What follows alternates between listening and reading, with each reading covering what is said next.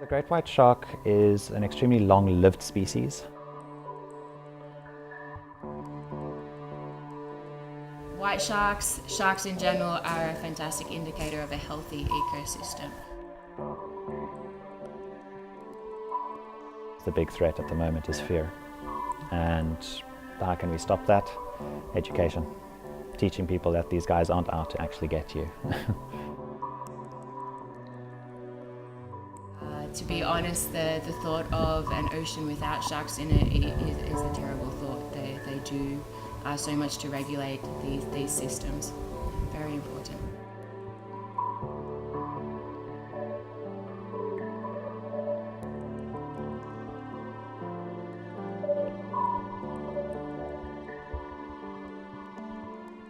They are apex predators. So they do sit at the top of their food chain. They are what we call a keystone species. These animals are relied upon for taking care or regulating the prey population. So for example, in this area you have a large population of Cape fur seal, and those sharks would help to keep those numbers down so that chain keeps in its right place. They're also responsible for taking out sick, injured, old individuals from those populations. They have been known to scavenge as well, so dead carcasses and whatnot, cleaning those sorts of things up. Trying to get the image out there of what these sharks really are like, rather than say the movies and whatnot that might portray them in a negative light, leading to more discrimination against that species rather than conservation.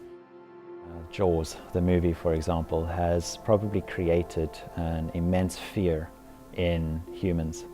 To give you some facts, for example, more people are killed by coconuts on a yearly basis than by great white sharks. Yet you don't see a huge culling of coconut trees. I think at the moment, for example, just in South Africa, 4 people in the last year, in 2015, for example, were killed by sharks. And that's not saying that over 1 million great white sharks were probably taken out of the oceans. Their life history characteristics make them more prone or susceptible to over-exploration. For many years now, before say protection laws did come into play, you're looking at hunting by men. So decrease in the population through fishing for fins, teeth, organs and flesh. They were also seen as a trophy species for sport fishing because of their status. I think shark finning is a big issue for shark conservation in general. It goes out and it decimates a population. It goes out and utilizes a population, and particularly shark species, which are incredibly long-lived. They take a long time to replace themselves within that population. So to be able to monitor or to be able to regulate that sort of utilization is incredibly important, and unfortunately the international systems that should be in there to regulate it aren't doing what it needs to do right now. What would the world look like without the great white shark? I think it would look very sad, personally. Being those keystone species, they play such an important role that you would see the collapse of those systems across time. You could see an increase in, say, diseases among certain populations because they're not taking those diseased animals out of that prey population. You could say that there's going to be an increase in the lower levels of that food chain because they're not taking out that prey item, and then you'll decimate the lower levels as well. So possibly increases in invasive species and whatnot.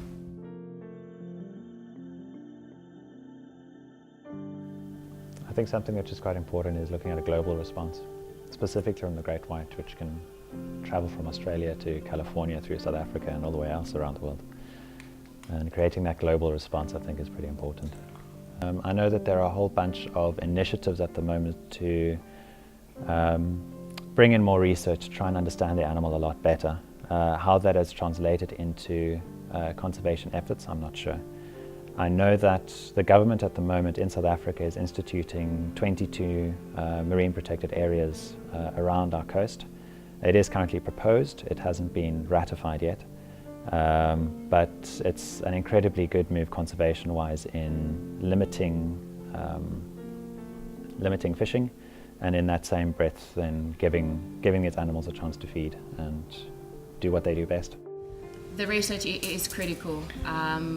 It's very hard to know how to protect and conserve a species that we know so little about, so it's crucial that these studies continue.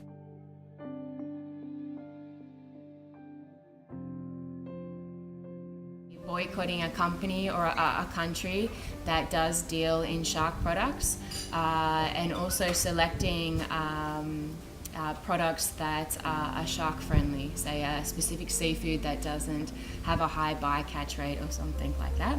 And then of course protection. So implementing MPAs or marine sanctuaries, and also controlling commercial fisheries in areas that are specific to white sharks, something that's important to them. Education is key. I think education and creating that awareness allows for a change in perception. It allows for discussion topics to start. It allows for people to start thinking, to start establishing emotions associated with any images or any interaction that you may have. From there, hopefully that emotion would be to change your perception, and changing that perception often allows for more support for the sense of conservation and for keeping these animals around, and for realizing that all of us have a place on this planet, and so does all of those others, like the great white shark, like the African penguin, like the African rhino, and all of these very sad stories that are currently out there. One of the most important things you can do is to educate. So learn more about that animal and take that on and tell everyone you know. So products, shark products are not something you should be using. So helping with the fin soup industry there, letting them know that that they are a big part of the system, and that they matter to the environment as well, just as much as any other animal does.